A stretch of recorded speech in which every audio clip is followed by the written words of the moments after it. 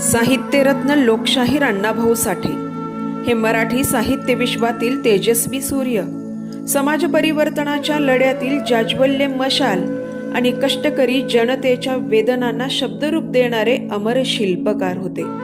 त्यांनी आपल्या लेखणीतून उपेक्षित, शोषित आणि वंचित समाजाच्या अश्रूंना आवाज दिला, तर पोवाडे, कथा, कादंबऱ्या आणि लावण्यांच्या माध्यमातून अन्यायाविरुद्ध विद्रोहाची ठिणगी चेतवली.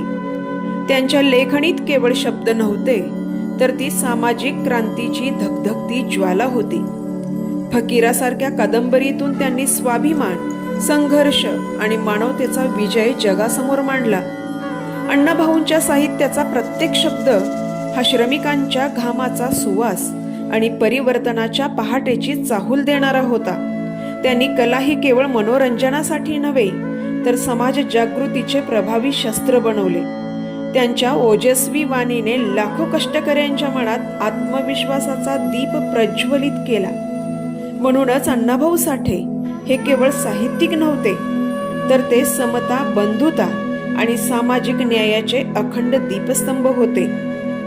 संयुक्त महाराष्ट्राच्या चळवळीतील त्यांचे कार्य हे समतेचे निदर्शक होते. त्यांच्या विचारांचा प्रकाश आजही समाजाला नवी दिशा देत असून त्यांचे कार्यकर्तृत्व काळाच्या प्रत्येक पिढीसाठी प्रेरणेचा अजरामर झरा आहे. 1.5 दिवसाची शाळा शिकणारे अण्णाभाऊ साठे आज साहित्यिक वर्तुळामध्ये संयुक्त महाराष्ट्राच्या चळवळीत केलेल्या कार्यामुळे ते अजरामर ठरलेले आहेत. त्यांच्या कार्यकर्तृत्वाला आम्ही विनम्र अभिवादन करतो. धन्यवाद.